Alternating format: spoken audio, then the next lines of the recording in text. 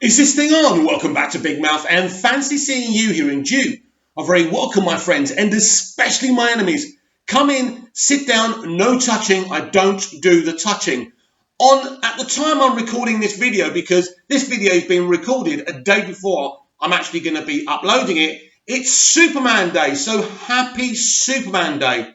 Whether you're a fan of the comics, any of the graphic novels, whether you're a fan of George Reeves' Superman series, whether you're a fan of Christopher Reeves' 4 movies, and I love them all, yes, even Quest for Peace, even if you're a fan of Superman Returns, which I kind of enjoyed, a film with issues, but I kind of enjoyed, whether you're a big fan like I am of Man of Steel or Batman v Superman, or even just happy that we saw him in Justice League, even though there were issues with that film as well, happy Superman Day. Being a Superman fan is both beautiful and amazing, but also can be frustrating when you listen to other people's attitudes towards him. But he is a wonderful character. He is a hero. When I just think about that moment in Batman v Superman, when he flies over to Mexico to save the girl in the fire, and they're all, he's walking through this crowd and they're all touching him. This sums up Superman. Batman would never do that. Spider-Man would never do that. He walks through the people.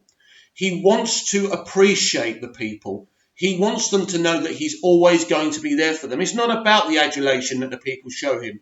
He wants to show them that he's a safe figure to be around, because there's so many people saying so many negative things about him in Batman v Superman.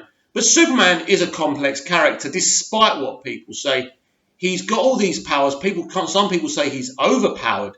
I don't agree. His powers make him very, very attractive to fans and kids. The gift of flight is a beautiful thing, but he's the ultimate immigrant. I was born in the UK, but my parents were both Greek Cypriot, so I looked really foreign when I was in the UK, and there was some racism aimed towards me, and that was difficult. And I think this is why I gravitated to Superman after watching Superman the movie, because that was my introduction to the character.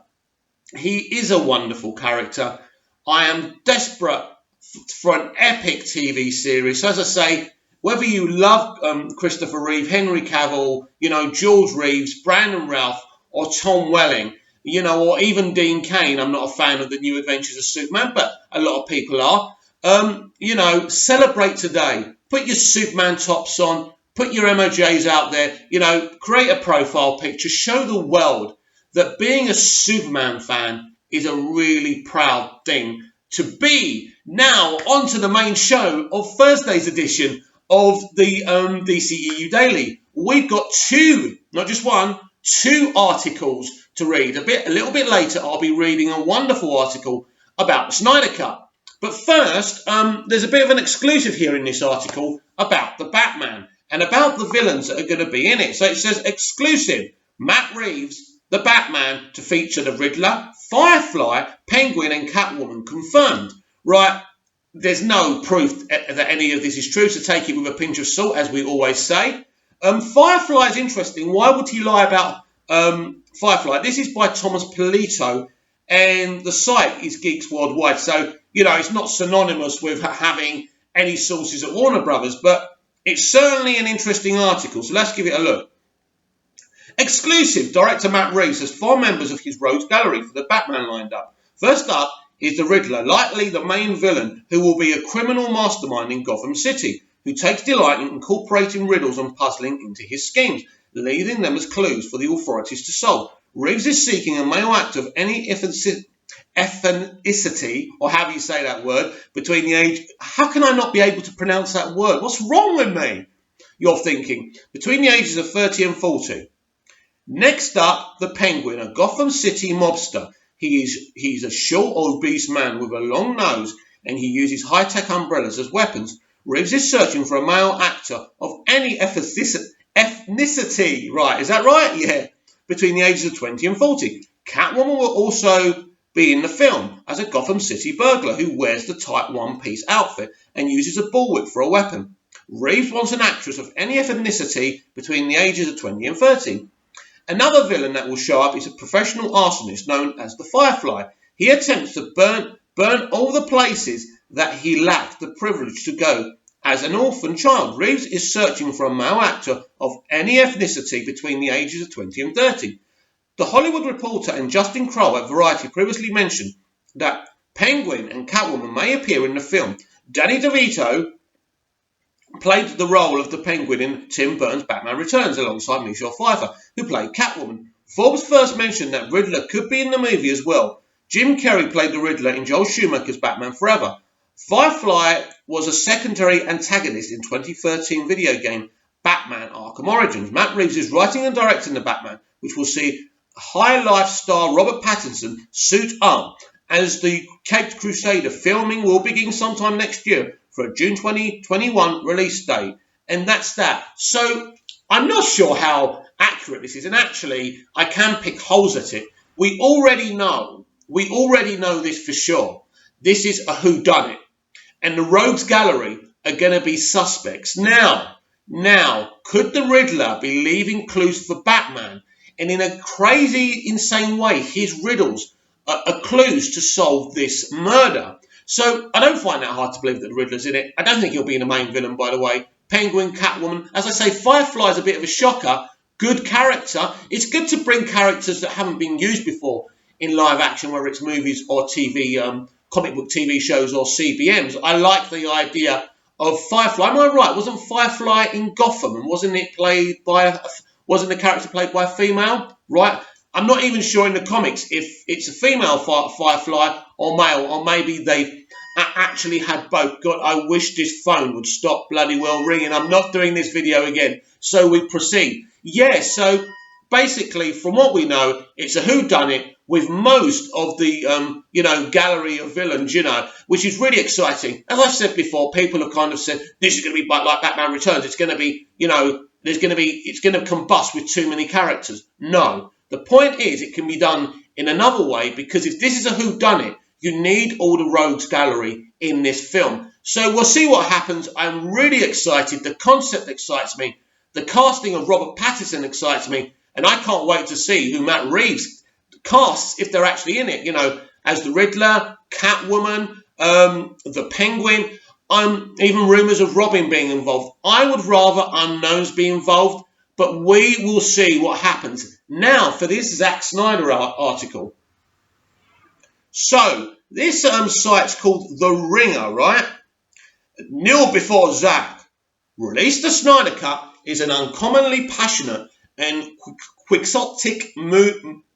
Let me start again. Quixotic movement dedicated to restoring superhero auteur Zack Snyder's original vision for 2017's troubled Justice League. They may never get what they want. May they never stop trying, and we never will, sir. By Rob Harviller. So let's have a look. Well, I believe in truth, says Henry Cavill as Superman, crashing the culmination's final battle of the woe-gone 2017 film Justice League. But I'm also a big fan of justice. Then he punches the crap out of a guy named Steppenwolf. The line likewise lands with a thud, with a palpable full audience groan. One's eyes, meanwhile, are inevitably drawn to Cavill's visibly CGI'd upper lip. Most of it not of all Superman scenes in this. The fifth and most controversial entry in the ever tumultuous DC Comics Extended Universe. First of all, it isn't the most controversial film, actually, because if you ask mainstream audiences, Man of Steel and Batman v Superman are actually more controversial, because mainstream audiences didn't like those films as much as I loved them. But anyway, we carry on. Right, where are we? DC Comics Extended Universe were hurried last-minute reshoots, and Cavill had, by that point, grown quite a voluminous moustache for his imminent role in 2018's Mission Impossible Fallout, whose producers would not permit him to shave it. For DCEU loyalists, this was but one more absurd indignity among thousands. Superman's triumphant appearance in Justice League qualifies as a spoiler for much of its suspiciously tidy 2-hour runtime. He's technically dead, but for those Supermans who's almost eagerly awaited this movie, devotees of spectacularly polarizing writer-director Zack Snyder, everything about this accursed project was spoiled long ago. This is the story of Release the Snyder Cut, the most bizarre sustained fan campaign in modern superhero movie history. Arbitrary and fearsomely dedicated, fascinating and bewildering, possibly hopeless and legitimately inspiring, it is led by people who wish Justice League were more than 3.5 hours long, but also, in their defence, an entirely different movie.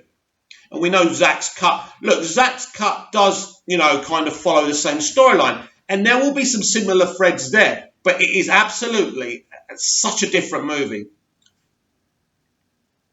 Via Change.org and YouTube and Twitter and Instagram, and most recently, an ambitious GoFundMe campaign to fly a plane banner over San Diego's Comic-Con in July. For starters, the Release the Snyder Cut movement hopes to convince the DCEU's parent company, Warner Brothers, to surrender this superior and as yet unfinished cut of the film, as Snyder himself first conceived it, maybe as is, maybe with Snyder's further revisions, maybe released in movie theatres, maybe on Blu-ray and DVD, maybe via a streaming service. That's the short version of the story. But the whole point of this crusade is that the short version could never suffice. The DCEU launched with the Moody Snyder double feature of 2013's Man of Steel introducing Cavill as Superman and 2016 Batman v Superman Dawn of Justice, adding Ben Affleck, of course, as Batman. Both films were long, dense, loud, dour, gritty, ultra-violent, grimly ludicrous, and even longer. That's Snyder's MO, as honed earlier on blockbusters like the 2006 Broheim 300 and lofty failures like 2011's lurid psychodrama Sucker Punch. He also did the 2009 film adaptation of Alan Moore's Watchmen, which handled the ultra-violence better than eroticism. What? Eroticism. I can't fucking read, can I? He makes comic book movies for adults, is the point, stretching the adult part to the point of childlike silliness in the eyes of critics who routinely savage his hits and his bombs alike. Snyder kept that same energy for Man of Steel, notorious for its final battle at outlandish civilian death toll, and Batman v Superman, notorious for the ultra-goofy reason Batman and Superman finally stopped fighting. Both films made... I don't think it's ultra-goofy. The Martha thing isn't ultra-goofy, it's compelling. Both films made lots of money, both fared poorly on Rotten Tomatoes. The DCEU rumbled on with David Ayer's lucrative 2016 turkey, It's Not a Turkey, Suicide Squad, and mid-2017's triumphant Wonder Woman, directed by Patty Jenkins, starring Gal Gadot, and easily this universe's highest grossing and most beloved installment yet. Aquaman, Jesus. The furniture was bright and primed for another bracing shot of Snyder's trademark darkness. The stage was set in short for November's 2017's Justice League, with Snyder returning as writer-director, closing his ambitious arcs for Batman and Superman, furthering Wonder Woman's burgeoning legend, and introducing new heroes, The Flash, Ezra Miller, Cyborg, Ray Fisher, and most consequentially, future DCU solo star Aquaman, Jason Momoa. This film, the culmination of Snyder's ambitious and misunderstood trilogy within the larger DCEU, would amaze devotees and detractors alike. Every odd narrative would pay off. It would all finally make sense. That is not what happened. The big idea behind the Release the Snyder Cut is that it's somehow still mine. In March 2017, Snyder's 20-year-old daughter, Autumn Snyder, died by suicide, prompting Zack to leave Justice League late in the movie's production. I still don't believe that's the real reason. Anyway, I've decided to take a step back from the movie to be with my family, to be with my kids who really need me. He told The Hollywood Reporter. That made deputising Joss Whedon to finish the film. Tony Emmerich, now chairman of Warner Brothers Pictures Group, explained the situation this way. Snyder, after screening a rough cut of Justice League for the fellow filmmakers and friends, wanted to add additional scenes, so he brought Whedon on board to write them. But as he prepared to shoot the scenes in England, Snyder realised it was not the time to leave home. The directing is minimal, and it has to adhere to the style and the tone and the team play that Zack set, says Emmerich. We're not introducing any new characters. It's the same characters in some new scenes. He's handling the baton to Joss, but the course has really been set by Zack. I still believe that despite this tragedy, we'll still end up with a great movie. We were sold a lemon and we were lied to, and this quote proves it yet again. And with that first sentence, both the myth and the reality of the Snyder Cut was born. Justice League came out as scheduled in November 2017, credited to Zack Snyder's, despite to not looking or feeling or behaving like Zack Snyder film at all. The course he set had manifestly been abandoned. The dceu had taken the opportunity afforded by his absence to dramatically rebrand the curt 2-hour runtime. The brightness, the relative bubbliness, the distinctly Whedon-esque quickness, itchy quips, Superman when asked by Amy Adams, Lois Lane, how it felt to come back from the dead. The Flash, meanwhile, awkwardly rambles on about brunch, and Pratt faces into Wonder Woman's chest. The resulting film grossed more than $650 million worldwide, but still qualified via superhero film pretzel logic as a bomb. All those reshoots got awfully pricey, but this isn't about money. It's about, among many other things, phantom facial hair. The vexing issues of Cavill's not moustache is introduced in the opening scene via deliberately janky smartphone video of Superman that nods to the production inadvertently jankiness overall.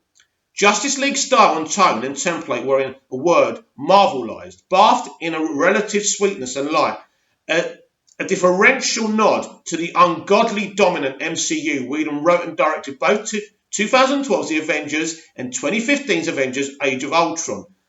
Like Snyder, he is known quantity a strong spice, albeit a jokier and more broader palatable one. I was actually happy with Justice League at first, says Chris Wongswin. Here we go, my mate from Ping Pong Flicks. This is the guy who did the interview, right? I wasn't actually sure, but it is. So let's have a look at what Chris said. I was actually happy with Justice League at first, says Chris Wongsvensson, a 36-year-old YouTuber from Hawaii who first joined the platform in 2016, specifically to defend Batman v Superman. And I was like, oh, okay, well, they kind of made a cartoon, live-action cartoon film with the Justice League. And a lot of my friends actually enjoyed it because they had those elements. Aside from that, what happened to Henry Cavill's face, which was glaringly obvious. But Juan Swenson and other loyalists to Snyder to the darker and more realistic portrayal of Superman's first introduced in the late 80s and early 90s comic. To the DCEU, its far grittier original form quickly realised they hadn't gotten the movie they'd been promised. The Release the Snyder Cut movement aims to rectify that. The Snyder Cut of Justice League, whose precise nature and completeness is fundamentally unknown and thus a matter of much fierce debate. It's reportedly, yes, more than 3.5 hours long. It is a 70% done or 80% or 90% or far less. What does done mean exactly? Is there any percent for an unfinished product like this with technical aspects from sound editing to CGI likely incomplete? Now, don't forget, a lot of VFX has been done, according to what's his name? Oh my God, I was talking about him this morning. But yeah, we're talking about him this morning, weren't we? And he was because he worked on the movie, and he reckons a lot of VFX was done while they were making the film, which is interesting. Anyway, we go on. And some scenes possibly existing only in storyboard form. That's not true. You know, there's cuts. There's multiple cuts. It's not just about only storyboard form. But I think what he's saying is what Zack said at Snyder, that ultimately his original idea is not on film, and I get that. Getting even a low-key drop on a streaming service, how many people really want this, and how many people from a major studio's perspective is enough? The first major change or petition to release the Snyder Cut's Director's Cut of Justice League launched in early 2018 and closed with nearly 180,000 signatures, but it is now, due to the hostile behaviour of its original author, somewhat of a cursed document. Early press for the Release the Snyder Cut, including a deeply sceptical July 2018 Wall Street Journal hit piece, that questioned whether a workable Snyder Cut existed at all, proved divisive and dispiriting to the movement's loose leadership. All of the people I interviewed wanted to first talk about my intentions and my feelings about Snyder in general. One person politely asked to make a second recording of our phone call as a safeguard against being misquoted. But in 2019, there are new social media accounts, including a rapturous Instagram one by 21-year-old Jason Ma, who lives in Australia, and a deluxe website founded by a woman in China named Fiona Jun. Now, Fiona is pretty much looked upon as the leader of the movement. I don't think the movement actually has any leaders. I think we're just all trying to get this film released, aren't we? And the GoFundMe run by an actor in London named Will Rowlands that has raised more than $20,000 to bombard Comic-Con with Release the Snyder Cut plain banner, bus stop wraps, a Hollywood Reporter ad, and more. Half the money in honour of Alton Snyder will be donated to the American Foundation for Suicide Prevention. The revelation in early June that Warner Brothers will not make a major presentation at San Diego Comic-Con this year is a setback with a silver lining. If anything, Rowland tells me, them announcing they're not going to be there is a bigger spotlight on us. This is a movement in short that has grown and used to industry skepticism and online negativity, including the occasional discouraging word on Twitter. There is reason to be skeptical. It's sad because there's zero chance that Warner Brothers will there's zero chance that this will ever happen. Part of the reason involves money and part of the reason involves ego, says Brooke Barnes, a long-time Hollywood reporter for the New York Times. It's a very well-meaning effort that sadly I hope people haven't contributed a whole lot of their rent money to. The financial aspect is easy to grasp. It would likely take tens of millions of dollars to finish the Snyder Cut, even in its most idealized current form. Snyder himself, who declined an interview request through a publicist, has long since moved on to other projects, including the Netflix zombie movie Army of the Dead, an adaptation of Ayn Rand's The Fountainhead. But Warner Brothers, which did not respond to an interview request, has other factors to consider. The ego kind of comes in where, like, no studio will ever put itself in a position of looking like they made the wrong decision. Barnes says, let's just say it was finished. They put it out. Everyone loves it. Oh my God, this should have been the movie. That puts jobs at risk at high level, right? And so there, it's not happening. Hang on, jobs at risk, right? Jeff Johns has been giving his own production company to develop Green Lantern Corps, right? He's not running the DCEU, he was, so he's been moved out, right? Kevin Tsujihara's been sacked, and so many more. Diane Nelson. So those people have already lost their jobs. So again, this is part of shill media, and this is because they don't get it, because they don't know the whole situation. But this battle, Snyder Cut enthusiasts insist, has just begun. They are prepared to outlast any egocentric studio executives, although it is happening in the next 2-3 years, asked Shiraz Faroki, a 25-year-old New Yorker and editor-in-chief of the site Comic Book Debate. No, maybe in 5-10 years, maybe I'm optimistic. History can repeat itself. Richard Donner's Superman 2, he got fired midway through the movie itself. It took him 30 years, but in 30 years he got his director's cut. It took only 26 years, actually. Superman 2 hit theatres in 1980. Superman 2, the Richard Donner cut, came out in DVD in 2006. That, for better or worse, is the blueprint. I don't think tomorrow Warner Brothers is saying, hey, you guys, here's the Snyder cut, Farouk tells me. It's going to be a long game. You might be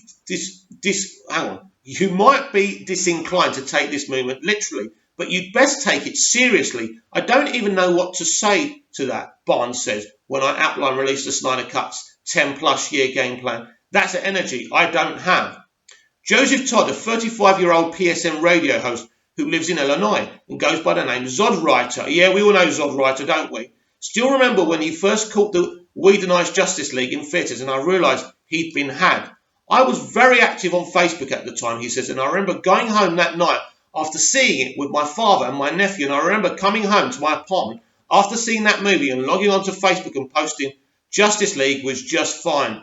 He still sounds incredulous as to how unmoved he was. That was really all I could say about it. I couldn't wrap my brain around what I had watched. Zack Snyder movies simply do not inspire such indifference, especially among his biggest fans. I must have seen Batman v Superman in theatres about 4 or 5 times, Todd says. I believed I'd seen Man of Steel 7 times in theatres. He recalls the Release the Snyder Cut hashtag popping up on social media almost immediately and wholeheartedly agreeing with the sentiment as a means of feeling something, anything. That's how it stands out in my mind. That Facebook post, a black background with white letters, Justice League was just fine. Love him or hate him, it is a genuine accomplishment that you definitely love or hate Zack Snyder. It's not just the fact that Zack Snyder is very genuine, down to earth, and a humble guy. This makes me a bit emotional, actually. But he's also an extremely rare and unique filmmaker, Mer explains to me in an email. The level of depth and complexity that he puts into his films always draws me in and always gets me to feel emotion, all kinds of emotion. Zach's movies get me thinking in new ways, perspectives. They inspire me to do better, especially his DC films. But Justice League is certainly not one of them, as that was not his true film, not his original work. Here I will gently note that I stand by my super crabby 2016 write-up of Batman v Superman, in particular its headline, which I always knew would get me into trouble one day, and that day, friends, is today. I know you didn't quite care for it as well. I read your review, Wong Svensson tells me, and that's fine. No, that's fine. I have many friends around me who don't care for that. We're still friends. They respect my opinion. I respect their opinion. We're hanging out. It's cool. It's fine. Part of the devotion here, of course, is to Batman and Superman themselves. Chris Wong Svensson says he's named after 70s and 80s Superman Christopher Reeve, and he watched 2006's Superman's Returns, a failed reboot starring Brandon Routh and directed by Bryan Singer, 9 times in the theatre. The Returns one was interesting because I was kind of trying to help the box office, even though it was only just one guy, he says, but I was kind of depressed because I was like, they're not going to make another Superman movie, are they? So I better watch this one over and over. Times change. Man of Steel debuted Snyder's classical take on Superman in line, Wong Svensson tells me, with the 90s comic book version as a frail, volatile, painful human character living crucially in a grittier and more realistic world that would rightly view an all-powerful being as more of a threat than a salvation. The larger dceu is animated theoretically by the idea that Superman could probably punch the crap out of literally everyone at any time. As for Snyder's Batman, well, Affleck certainly has the sad, handsome gravitas, but many critics guilty balked at yet another ultra melodramatic depiction of the death of Wayne's parents, his mother's pearls wrapped lovingly around the gun. But as they say on the internet, that at least is a choice, and it is arguably truest to Batman's historic penchant from wanton ultra darkness, which is true, of course. I still remember my 9-year-old brother tearing arse out of the screening of Tim Burton's 92 sequel Batman Returns after the Penguin nearly bit a dude's nose off, and a kid about that age ran crying from the theatre 10 minutes into my showing of Batman v Superman. Nearly 25 years later, that's the gig, that's the legacy. It's in line with the DCEU's vague conception as a blacker-hearted alternative to the MCU, not to mention its explicit role as a huge underdog. Every decision any other comic book franchise makes in 2019 should be read, in other words, as a direct response to the Marvel juggernaut. It's a well-oiled machine. Oh, God. Faruqi tells me, you can love it or hate it, but you can't hate the game. They got the game and they're running with it. They're the Golden State Warriors. WB's more like the New York Knicks. He laughs, I laugh. We've had our moments. We haven't won our championship yet. The original Justice League was unlikely to be the championship level event, but a gloomy, vicious, Weasley stylized and distinctly Snyderized version is undoubtedly preferred to the version we got. As realised, the movie is bland superhero boilerplate. Steppenwolf, your one villain, is on usual tired fill-in-the-blanks quest to collect mother boxes so as to amass enough power to achieve the unity which will destroy the Earth as we know it. With lousy jokes, Justice League as it exists is interesting now solely for the hints of what might have existed. Steppenwolf, for example, makes one offhand reference to Darkseid, a far gnarlier DC villain in what amounts to yet another multiple reshoot non-sequentia. Most of what we know about the Snyder Cut is what Snyder himself, via various live social media posts and expertly cryptic comments at public appearances, is willing to tell us. He signs a guy's post but also circles the number 214 minutes, or just over 3.5 hours. That's the runtime on the social media site Vero. Snyder lets it slip that he'd eyed an actor named Ray Porter for the role of Darkseid, or shares a cryptic graphic detailing his larger and long-abandoned DCEU plan in which maybe Batman would have died in maybe Justice League 2. That's a better villain than a darker and even longer hero arc, necessitating a whole other movie. Snyder's original plan, in fact, involved him personally doing 5 DCEU movies. We understand we're not going to get the 5-part work, Wong Svensson says. He has compromised enough. Fans likewise now reinterpret earlier images from before Snyder left Justice League, like this January 2017 shot of Gadot doing automated dialogue replacing or ADR typically done late in production. The release of Snyder Cut movement thrives on this sort of detective work, and in full but necessarily incomplete speculation for the SnyderCut.com has all through timeline of who has said what, when, and what it might mean. Jay Oliver, that's the guy's name we were talking about this morning. A storyboard artist who worked on Justice League, including, he says, parts that never made the movie, has also spoken publicly about a possible Snyder Cut, though he's loath to get much more specific in interviews, and stranger things have happened in terms of either WB's releasing an unfinishing version of Snyder circling back around to actually finishing it. Choose your own adventure, imagine your own movie, create your own path to convincing Warner Bros. To release it. I think this is by far the most asked for or most intriguing cut to ever be talked about since Blade Runner of Wong Svensson says, and that came out. That made money. Kingdom of Heaven, Ridley Scott, 2005. You Don't Get Involved came out with the director's cut, and that had like nobody asked for that, and it still came out. Batman v Superman even got a home release Ultimate Edition with 30 extra minutes of footage for those of you who couldn't live without a Steppenwolf cameo. The Snyder Cut's audience is there, as the Snyder Cut's audience has long insisted. It's all down now to dollars and percentages. We've got a movie here. That's from what people are saying. 80 to 90% complete, Wong Svensson says. That's money on a table. They're leaving money on a table. And in sales, you never leave money on a table. I think Chris is a very intelligent young guy, by the way. You can tell just by the way he talks. The original 2018 Change.org petition was conceived by a fan in Puerto Rico named Roberto Mata, who later launched a 4,000 fundraiser to shoot his own documentary about the Snyder Cut. But in May of that year, Mata was formally disavowed by the larger movement in a Joint for Snyder Cut statement, citing his treatment of fellow organisers in emails and other correspondence. Simply put, the statement read in a part: he's racist, sexist, and Islamophobic. Oh, God.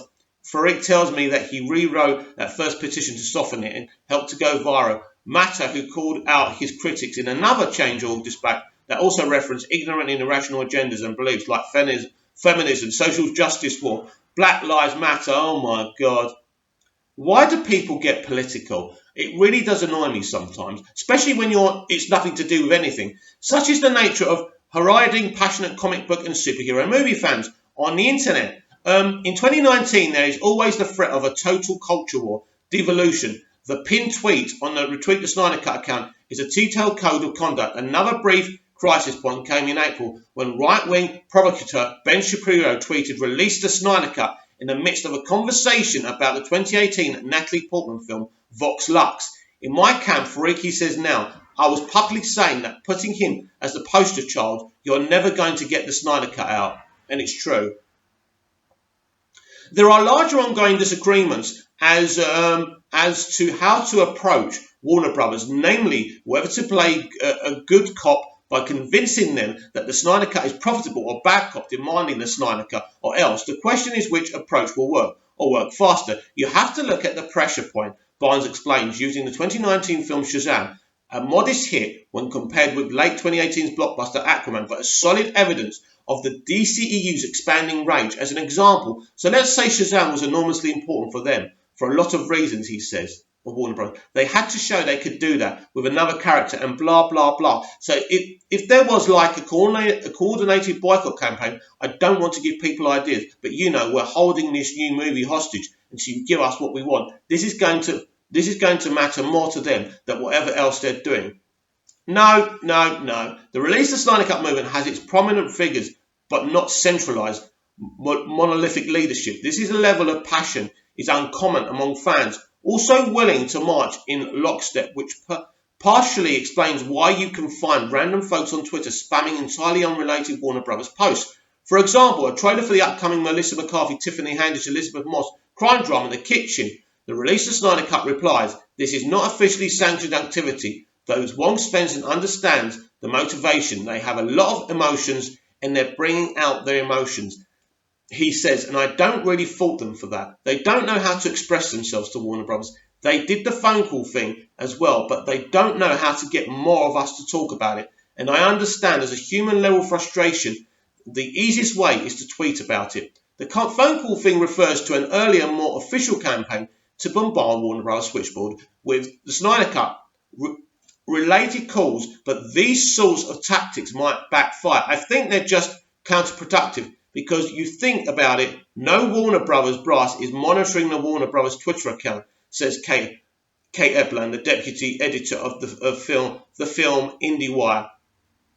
They're not even seeing it. It's just annoys some social media coordinator, which is reported back to Warner Brothers, you idiots. The phone calls are even more disruptive. The operator of Warner Brothers' main line or the receptionist at Warner Bros. They're not going to be able to do anything to help your calls. She continues, and you're just bothering them. You're bothering them, and the studio's going to hear about it. I'm not saying it's going to do any good, but that's the point of doing it. I do despise these shills.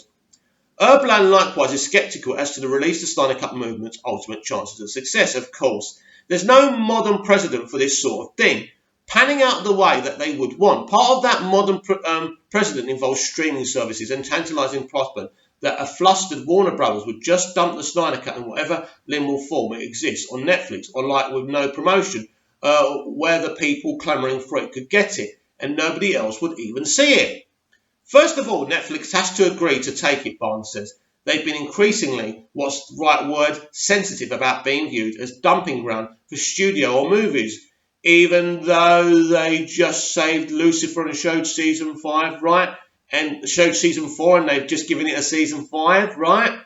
Or whatever studios don't want. Warner Brothers is, of course, readying its own Gala streaming service for later this year with a new parent company, AT&T, and is furthermore already operating a streaming site called DC Universe. That is unfortunately in the news this week for launching, then immediately cancelling a new Swamp Thing show. The Knicks are still the Knicks. The battleground shifts then to San Diego Comic-Con, right? In July, Warner Brothers might not be there, but thanks to Roland's GoFundMe release, the Snyder Cut will be. That campaign has to repeat raised $10,000 and counting for the American Foundation for Suicide Prevention, which immediately makes this enterprise more worthwhile than plenty of other fan campaigns. Roland speaks earnestly about larger crusade to avenge the studio's immoral treatment of the Snyder family in Zack's movie. It's the worst thing that could happen to anybody. It appears that the studio took advantage of the situation and really dishonoured his work. Unfortunately, because this is the internet, Roland also occasionally finds himself arguing with people on Twitter, more inclined to mock his mission than even attempt to understand it. Pardon me, I didn't want to leave it as a non-reply or a block, Roland tells me, or one recent extended spat, because the user had nearly 500 follows, which is 500 potential people who may be misinformed, informed about that wrong opinion, and that's the problem these days, is people to get wrong opinion on things and take it as a fact. So that's the only reason I engaged. The most devout members of Release the Snyder Cut movement know that their cause is a bit of an abnormal, and their chosen filmmaker is rather an acquired taste, and their chances for total vindication are slim at best in the short term, but they know what they want, and they're ready, if they're necessary, to fight block by block, follow by follow, year by year. Wow, that was a long article, and I never stopped the video once, and I'm absolutely exhausted. But wow, that was an amazing article. I hope you kept up. I hope you weren't too bored, but let's have a look who wrote this again. Yeah, this is by Rob Harvilla, right? Rob Harvilla. Thank you, Rob, because I know you're not a Snyder fan, and I know you're not a fan of his DCEU movies or any of his movies. But you know what, Rob? You really did an honest, unbiased article. You spoke to Snyder fans. You didn't mock them. You put down what they wanted to see, what they said, and you just respected them. And it is about respecting each other's opinions and not going at each other because we disagree. It is because of that. But you know what I loved about the article? When that person said, we are the underdogs. We are the Knicks. The MCU are gold standard. They're making money. We are the underdogs. I like the fact that we are the underdogs, that we're fighting for the Snyder Cut. It's absolutely amazing. And a journalist, right? Someone from a site has decided to write an article. Why do you think it is? Because as he said, it's so unique. It's so rare. And we're not giving up. We've had kicks in the balls, kicks in the crotch, but we're still going. Because we can see the day when we're drinking the beer. How is it? What is that bit Jor-El says in Man of Steel? They will follow you in the sun or whatever it is. They will fall, but then they will join you, or join, whatever it is, right? I only saw Man of Steel the other day. But that's what the Snyder Cut is. That sums up DCEU fandom. We are the underdogs, but we are still fighting. Because Man of Steel and Batman v Superman were two of the best CBMs ever made, in my opinion. And we treasure them, and we want the third concluding part of that, which is the Snyder Cut. Release the Snyder Cut. Wow, I enjoyed doing this video. See you next time.